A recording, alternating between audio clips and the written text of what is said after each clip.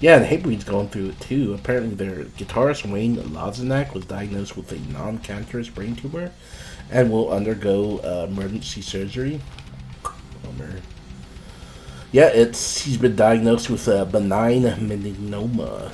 Hatebreed has since moved the live bassist Matt Bachand. See, I have no fucking idea to say some of these names. Over the guard to fill in for Lozinak. Here's hoping everything goes well with Wayne and his emergency surgery. We're all pulling for him. Yeah, so apparently he began experiencing mild symptoms that raised concern of a possible stroke while at Download Festival. And out of abundance of caution, he sought medical attention at the ER the following day upon arriving in France. After going through a CT scan, the doctors discovered a brain tumor, leading to his immediate admission for further testing. Damn, that sucks. Following a thorough 24 evaluation, including an MRI, it was determined that the tumor was the benign melanoma, a slow-growing mass that's likely been present for years. Man, that sucks. You never know, right? You just have these headaches. You're just like, nothing too crazy. Then you eventually it's just too much at some point, and then you have a stroke or something. Well, it didn't seem like he had it was like the symptoms, it seems. So they said, we are immensely relieved that Wayne's diagnosis is the best possible outcome given the circumstances. Wayne will be returning to the U.S. to prepare for surgery and focus on rest and recovery. His strength and resilience remain unwavering, and he's determined to return to Hatebreed as soon as he is able.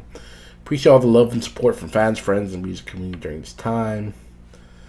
Further updates will be shared as appropriate. Thank you for respecting Wayne's privacy. It begins this journey towards full health. Yeah, crazy, man. You just never know, right? It's something like that could just totally creep up on you. You're doing fine, shit, and tours out and about every day, and just walking around with a fucking brain tumor. I mean, it's good that it's operable, right? The worst possible thing is that it would not be operable, and then he might die or something, which would suck. So, but yeah, I mean, this makes you feel a little bit less bitter about the tour in general. Because I was a little bit bitter that Bleeding Through wasn't coming through. It would have just been the greatest. I think it would have been like a badass combination, Bleeding Through and Hatebreed. To see those two together would have been sick. But, I mean, I'm going anyway. And, yeah, I feel more like, okay, like I need to support these guys. And Malvolence, they had their music video taken down, so he's still in some money, right? They're also going to be touring, Malvolence is be touring with Dying Wish. And yeah, I think, seems like there's a lot of this cross, touring, this year, so there's going to be a lot of that. Because Dying Wish is also going to be touring with Poppy and Miss Paint. I don't know who that is. Of course, I know who Poppy is. I missed her earlier this year, so maybe I'll be able to see her in Dallas. Is the only place they're going, so maybe it's possible, maybe, but that'd be pretty dope. Yeah, and then Bleeding Through is also touring with Unearth, so maybe that's why they're not gonna be there. Let me see what the tour dates are. 7/18, 7/19, 7/20. So I mean, those aren't necessarily I think the date they're gonna be in San Antonio is like the 11th, so I don't know why they're not going to be part of that, but I mean, maybe they're going to take a little break and then go on this tour with Unearth or something, because they kind of did doing the same thing they did when they came to San Antonio. So I guess that was my Bleeding Through time, right? Because they had that little tour and they're only in Texas, and they did those 3 or 4 dates, and some of them are doing it again in California, so maybe that was my reward for back then. But that was like 2-3 years ago, alright? Like, come on. Still want to see them, but it's alright. It's alright. I will go and support these dudes. Love Nuclear Blast Records, too. They have some of the best bands, of course, including Machine Head and Malvolence. Anthrax, Behemoth, for an Autopsy, and they actually just left X, I guess in protest over Elon Musk.